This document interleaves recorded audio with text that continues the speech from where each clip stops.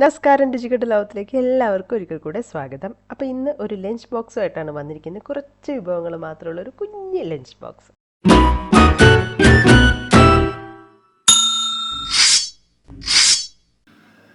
ആദ്യം നമ്മൾ കറി ഉണ്ടാക്കാൻ പോവുകയാണ്. ഞാൻ കുറച്ച് വൻപയർ വെള്ളത്തിൽ തലേദിവസം ഇട്ട് വെച്ചിട്ടുണ്ടായിരുന്നു. അപ്പോൾ അത് കുക്കറിലേക്ക് ഇട്ട് വെച്ചു. പിന്നെ മത്തനാണ്, വൻപയറും മത്തനും വെച്ച് കറി. അപ്പോൾ മത്തന് അരിഞ്ഞെടുക്കുകയാണ്. അപ്പോൾ അഥവാ വൻപയർ തലേദിവസം വെള്ളത്തിൽ ഇടുന്നില്ല എന്നുണ്ടെങ്കിൽ നല്ല ചൂടുവെള്ളത്തിൽ ഇട്ട് വെച്ചാലും മതി കേട്ടോ. 2 മണിക്കൂർ കൊണ്ട് നമുക്ക് കുതിർന്ന് കിട്ടും. അപ്പം മത്തനും ഞാൻ ഇതിലേക്ക് ഇട്ട് കൊടുത്തു. കുക്കറിലാണ് വെക്കുന്നത്. ഉപ്പിടാം. ഉപ്പിൻ്റെ കൂടെ പിന്നെ മഞ്ഞളും അതുപോലെ തന്നെ മുളക് പൊടി ഇടുന്നുണ്ട്, കുറച്ച് മാത്രം. എന്നിട്ട് ആവശ്യത്തിന് വെള്ളവും കൂടെ ചേർത്തിട്ട് നമ്മൾ വേവിച്ചെടുക്കുകയാണ്. ഒരു 2 വിസിലുകൊണ്ട് വെന്ത് വരും. നമുക്ക് ചോറുണ്ടാക്കണമല്ലോ. ചോറിന് അരിയൊക്കെ നന്നായിട്ട് ചൂടുവെള്ളത്തിലൊക്കെ കഴുകി എടുത്ത് വെച്ചിട്ടുണ്ടായിരുന്നു. എന്നിട്ട് കുറച്ച് വെള്ളം തിളപ്പിച്ചു. കുക്കറിലാണ് ഉണ്ടാക്കുന്നത്. അപ്പോൾ അരി ഇട്ട് കൊടുത്തിട്ടുണ്ട്. അപ്പോൾ അരി ഏതാണെന്നനുസരിച്ച് കുറുവയൊക്കെ ആണെങ്കിൽ ഒരു വിസിൽ വരുന്നവരെ അങ്ങനെ ചെയ്തെടുക്കുകയാണ് ചെയ്യാറുള്ളത്. ഇനി നമ്മൾ പയറിൻ്റെ ഒരു മെഴുക്ക് വരട്ടി വെക്കാമെന്ന് വിചാരിച്ചു. അപ്പോൾ അത് മുറിച്ച് വെച്ചു. ഇനി ഇതിലേക്ക് നമുക്ക് വെളുത്തുള്ളി വേണം. അത് ചതച്ച് കൊടുക്കുകയാണ്. ഇങ്ങനെ കത്തി വെച്ച് ചതയ്ക്കാറാണ് ഞാൻ ചെയ്യാറുള്ളത്.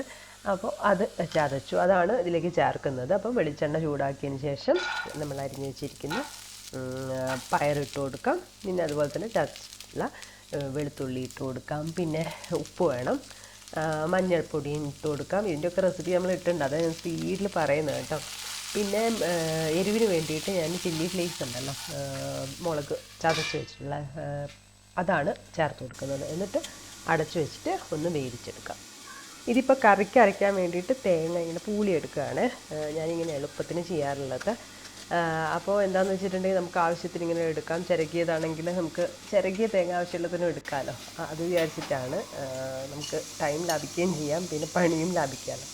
അപ്പോൾ ഇതിലേക്ക് 2 പച്ചമുളകും ഇട്ട് കൊടുത്തിട്ടുണ്ട്. പിന്നെ ജീരകം അതുപോലെ കുറച്ച് മഞ്ഞളും ഇട്ടിട്ട് ആദ്യം ചതച്ചെടുക്കുകയാണ്. പിന്നെ ആവശ്യത്തിന് വെള്ളം ഒഴിച്ച് കൊടുത്തിട്ട് അരച്ചെടുക്കാം. എന്നിട്ട് കറിയിലേക്ക് ചേർക്കുകയാണ്. അപ്പോഴത്തേക്ക് നമ്മൾ ചോറായിട്ടുണ്ടായിരുന്നു. അപ്പോൾ ഞാനിത് ഇതുപോലെയാണ് വെള്ളം കളയുന്നത്. എല്ലാം ഒരുവിധം ഒക്കെ ഞാൻ കുക്കറിലാണ് വെക്കാറുള്ളത് ചോറ്. അപ്പോൾ എനിക്കത് ഈസിയാണ്. നമ്മളെ കറിയുടെ കഷ്ണങ്ങളും അതുപോലെ തന്നെ വൻപയറും വെന്ത് വന്നിട്ടുണ്ട്.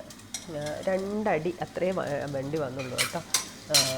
അപ്പോൾ ഇനി അത് വേണമെങ്കിൽ കഷ്ണമൊക്കെ ഉടച്ച് കൊടുത്തിട്ട് നമ്മൾ തേങ്ങ അരപ്പ് ഉണ്ടല്ലോ അത് ഇതിലേക്ക് ചേർത്ത് കൊടുക്കാം. എന്നിട്ട് നന്നായിട്ട് ചൂടാക്കി എടുക്കാം.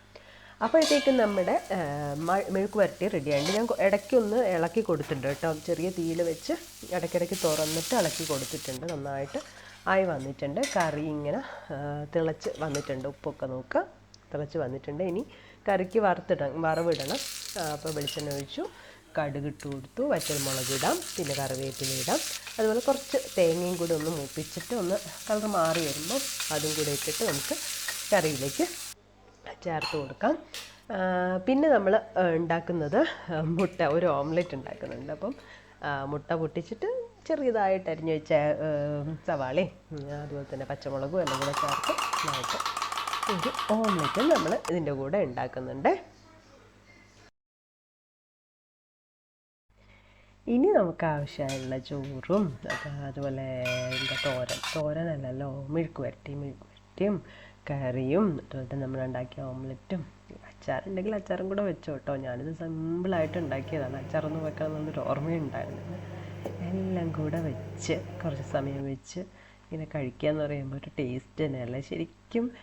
ഇടയ്ക്ക് നമുക്ക് എവിടെയും പോകാനൊന്നും വേണ്ട, ഒരു പഴയ നമ്മൾ സ്കൂളിലൊക്കെ പഠിച്ചൊരു ഓർമ്മ വരാൻ വേണ്ടിയിട്ട് ഈ ഒരു ലഞ്ച് ബോക്സ് മാത്രം മതി. അപ്പോൾ ഇതാണ് ഇന്നത്തെ എൻ്റെ ചെറിയ ലഞ്ച് ബോക്സ് വീഡിയോ കേട്ടോ. പുതിയ വീഡിയോ ആയി കാണാം. അതുവരെ ബൈ.